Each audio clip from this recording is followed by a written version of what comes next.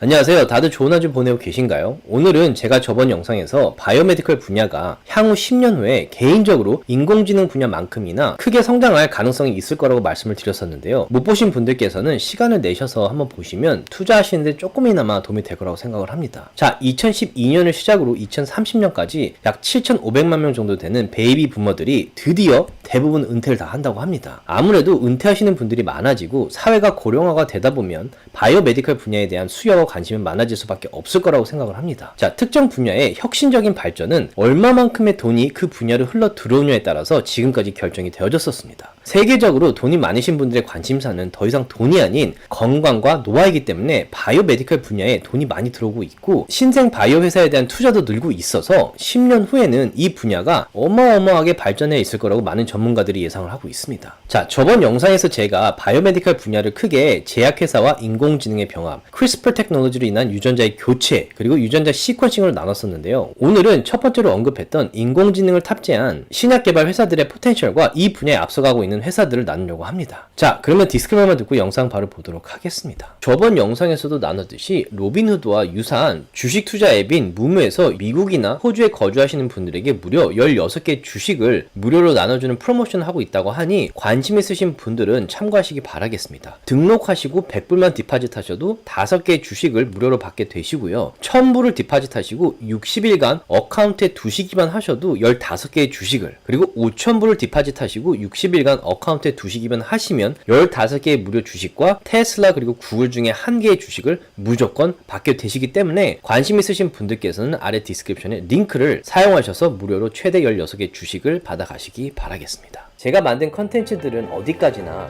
정보 전달을 위한 영상들이기 때문에 절대 영상만 보시고 주식들을 매도하지 마시기 바라고요.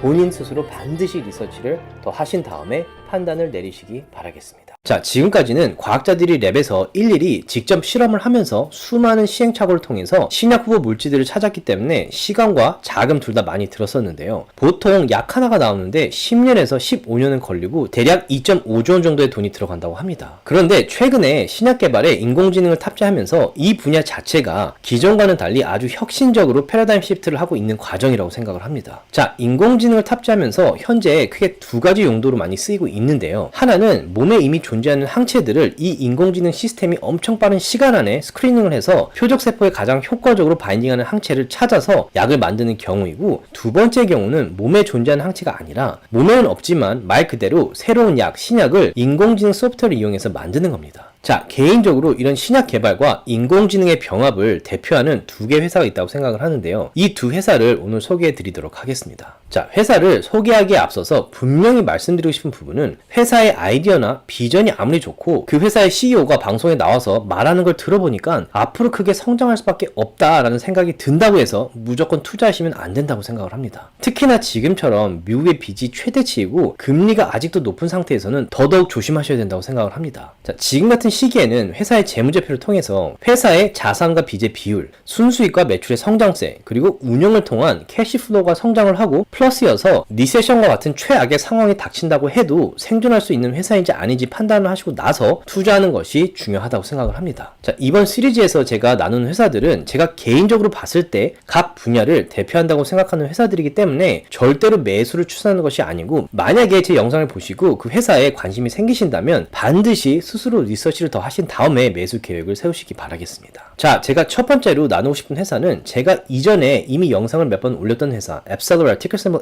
ABCL입니다. 앱셀러럴 같은 경우에는 인공지능 플랫폼을 기반으로 신체 내에 이미 존재하는 항체들을 스크리닝을 해서 아주 빠른 시간 안에 후보 항체 물질들을 찾아주는 바이오 회사입니다. 기존의 과학자들이 일일이 실험을 통해서 후보 물질을 찾았을 때에 비해 그 속도가 빨라졌고 후보 물질을 찾는데 시간이 확 줄었습니다. 자, 한 예로 코로나 팬데믹이 터졌을 때 가장 먼저 코로나 항체를 찾은 회사가 바로 앱셀러입니다. 놀라운 사실은 코로나에 걸리고 회복한 환자의 혈액을 가지고 단 일주일 안에 무려 500만 개의 항체를 검토해서 500개의 후보 물질을 찾아냈습니다. 이 500개 중에 코비드-19의 S 단백질에 가장 효과적으로 바인딩하는 항체인 베밀리비맵을 3달 안에 찾아낸 겁니다. 자, 3달, 다시 말해서 100일도 안 되는 시간 안에 찾아낸 거죠. 기존에 신약 후보 물질을 찾는 데만 몇 년이 걸렸던 것이 앱서럴 같은 경우에 인공지능 시스템 탑재로 단 100일 만에 이루어진 겁니다. 어떤 분들은 별일이 아니라고 생각하실 수도 있겠지만 저는 개인적으로 이렇게 짧은 기간 안에 코로나 항체를 발견한 이 회사의 어마어마한 포텐셜에 놀랐고, 더 마음에 들었던 것은 이 회사가 새로운 항체를 발견해서 타 제약회사에 팔 때도 수익을 내지만 이 회사에서 발견한 약물이 시장에 나와서 팔릴 때마다 로열티를 받게 된다는 사실입니다. 너무나도 잘 알려진 노바티스, 화이자, GSK, 엘라이리 등 큰 제약회사들을 포함해서 41개의 회사와 파트너십을 맺고 있고 9개나 되는 신약이 현재 FDA 승인 프로세스 중에 있는데, 여기 보시다시피 신약 개발 분야 역시 57%가 시장이 상당히 큰 암을 타겟팅하는 항체고요. 15%가 치매와 같은 신경질환을 타겟팅하는 후보 물질들입니다. 자, 마이크로소프트의 빌 게이츠, 펠런티어, 피터 틸도 이 회사에 이미 투자를 했고요. 여기 보시듯이 베일리 기포드, 블랙록, 뱅거드, JP 모건, 모건 스탠리, 찰스 슈왑, 골드만삭스와 같은 기관들 역시 앱서러의 주요 투자자들입니다. 저는 개인적으로 구글이 정보를 찾아주는 서치 엔진이라고 한다면 앱서럴 같은 경우에는 신약을 찾아주는 서치 엔진이라고 생각을 하고 신약 개발 분야 자체를 바꿔줄 혁신적인 회사라고 생각을 합니다. 자, 물론 신약들이 FDA 승인이 나기까지는 시간이 걸리기 때문에 주가의 변동이 적을 수도 있고 주가가 오히려 내려갈 수도 있겠지만 FDA 수속을 밟고 있는 9개의 신약들이 승인이 나는 시기가 올 때쯤이면 이 회사의 캐시플로는 물론 순수익도 엄청 많아질 거라고 생각을 합니다. 거기다가 FDA 승인이 나기를 기다리는 동안 다른 신약 후보 물질들도 계속해서 FDA 승인 절차를 밟을 것이기 때문에 더 긍정적으로 보고 있는데요. 한 가지 걱정이라면 첫 신약이 FDA 승인 나기 이전에 오래 지속되는 리세션이 와서 자산보다 지출이 계속해서 많아진다면 아직은 소형주이기 때문에 파산에 대한 우려도 있다는 사실입니다. 자, 그렇다면 파산의 우려가 얼마나 있는지 간단히 재무제표를 한번 보도록 하겠습니다. 일단 2023년 1분기까지의 전체 자산을 보시면 약 1.5조 원 이상으로 3천억 정도 되는 라이abili티보다 5배 이상 많아서 지금으로서는 재정적으로 비교적 탄탄하다는 생각이 듭니다. 그런데 만약 순수익이 마이너스이고 운영으로 인한 캐시플로우 역시 크게 마이너스라면 이런 자산을 가지고도 몇 년 버티지 못할 수도 있겠죠. 자, 매출과 순수익을 한번 보겠습니다. 일단 매출을 보시면 작년 1분기에 약 3천억 원 정도였던 것이 올해 1분기에는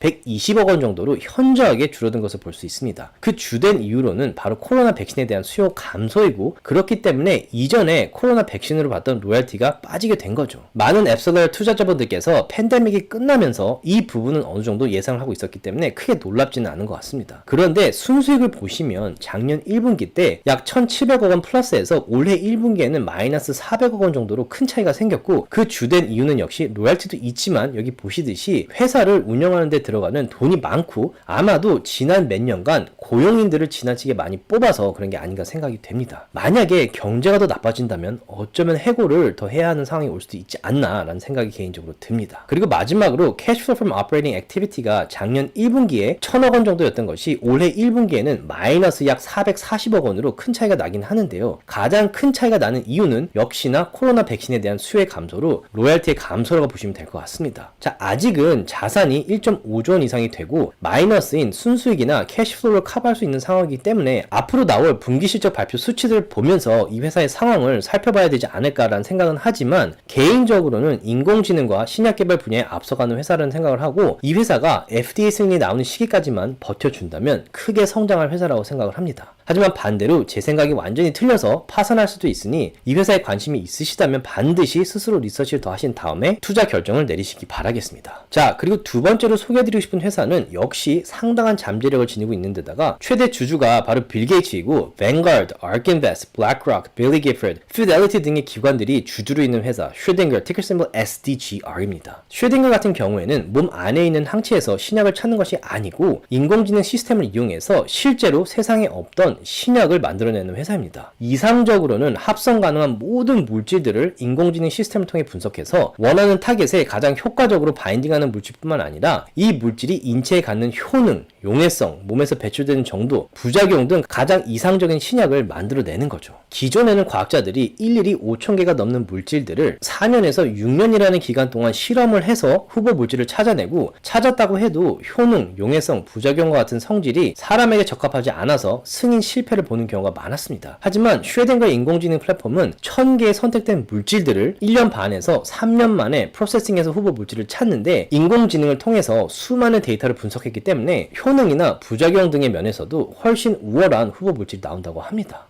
또한 이 회사는 이 인공지능 플랫폼을 제공하면서 수익을 내기도 하지만 여기 보시듯이 제약 분야에서 이름이 널리 알려진 세노피, 엘라이 릴리, 타케이다, BMS 같은 회사들과 파트너십을 맺고 있고 자사 신약도 개발하면서 수익 창출의 방법으로 연구 진행을 하고 있습니다. 자, 현재로서는 약 9개의 신약이 FDA 승인 절차를 밟고 있는 상태고요. 현재 승인에 가장 근접한 신약은 페이스 2 단계에 있습니다. 슈레딩거 또한 앱솔라와 마찬가지로 신약들이 FDA 승인이 나기 시작하는 시기가 오면 회사에 큰 돈을 가져다 줄 거라고 생각이 되고요. 연구 중인 신약 중에 큰 비중을 차지하는 분야는 역시나 시장이 어마어마한 암치료 물질들입니다. 그런데 역시나 지금처럼 마켓이 불안한 시기에는 재무제표를 확인하는 것이 중요하겠죠. 자, 일단 전체 자산을 보시면 2022년 4분기에 비해 올해 1분기에 자산이 더 늘었고요. 전체 라이어빌리티보다는 자산이 약 3배 정도는 더 많은 상태입니다. 매출 같은 경우에는 작년 4분기보다 올해 1분기에 늘었고요. 매출에서 익스펜스를 제외한 순수익이 작년 4분기에 마이너스 340억에서 올해 1분기에는 플러스 1,300억 원이 되었습니다. 그리고 마지막으로 오퍼레이팅 액티비티로 인한 캐시플로우가 작년 4분기나 올해 1분기 둘 다 아직은 마이너스이지만 보유한 자산에 비해 그 액수는 20분의 1보다 작은 수준이고 작년 4분기보다 올해 1분기에 그 손해 액수가 더 줄어들기는 한 상태입니다. 자, 슈레딩거 역시 앱솔라와 마찬가지로 아직은 소형주이기도 하고 인공지능을 탑재한 초기 회사 중에 하나이기 때문에 아직은 성장주입니다. 자, 어떤 성장주든 간에 리스크는 항상 있는 법이기 때문에 회사의 분기 실적 발표들을 팔로우 하시면서 투자 결정을 내리시기 바라겠습니다. 자, 저는 개인적으로 이 두 회사 모두 신약개발 분야에서는 인공지능을 탑재함으로써 패러다임 시프트를 일으킬 가능성이 높은 대표적인 두 회사라고 생각을 합니다. 자, 매번 말씀드리지만 제 개인적인 생각이고 제 개인적인 생각이 완전히 틀릴 수도 있기 때문에 반드시 스스로 리서치를 더 하신 다음에 투자 계획을 하시기 바라겠습니다. 자, 이상 오늘은 바이오메디칼의 3가지 분야 중에 첫 번째 분야였던 신약 개발에 인공지능을 탑재한 회사들에 대한 저의 생각을 나눠봤습니다. 그리고 지금 제가 페이트론 서비스를 통해서 차트 분석과 제가 눈여겨보는 매수 매도 지점들 그리고 제 실제 매수 매도들도 멤버들과 나누고 있는데요. 내려가는 마켓에서는 장기 투자 목적으로 매수해서 모아갈 주식들과 매수 지점들 그리고 오르는 마켓에서는 상향 모멘텀을 이용해서 콜 옵션이나 단기 트레이드들도 나누고 있습니다. 최근에는 제가 차트 분석을 통해서 제가 실제로 한 트레이드들과 제가 눈여겨보고 있던 매수 매도 지점들을 차트로 만들어서 VIP 멤버들과 나누고 있는데요. 올해 4월부터는 제가 실제로 했던 트레이드들이나 제가 눈여겨보고 있는 매수 매도 지점들을 표로 만들어서 100주씩만 매수 매도 한다고 가정했을 때의 결과들을 표로 만들어서 멤버들과 나누고 있습니다. 자, 4월부터 지금까지 약 4,000불 정도의 수익이 났고요. 월별로도 수익을 보실 수가 있습니다. 자, 저는 개인적으로 돈을 잃는 것은 좋아하지 않기 때문에 리스크 테이킹을 최소화하면서 수익을 챙기려고 하고 있는데요. 리스크 테이킹을 더 하시면서 큰 수익을 목표로 트레이딩 하시는 분들을 위해서 주가가 더 오를 가능성이 높아 보이는 중요한 지점들 역시 차트 분석을 통해서 나누고 있습니다.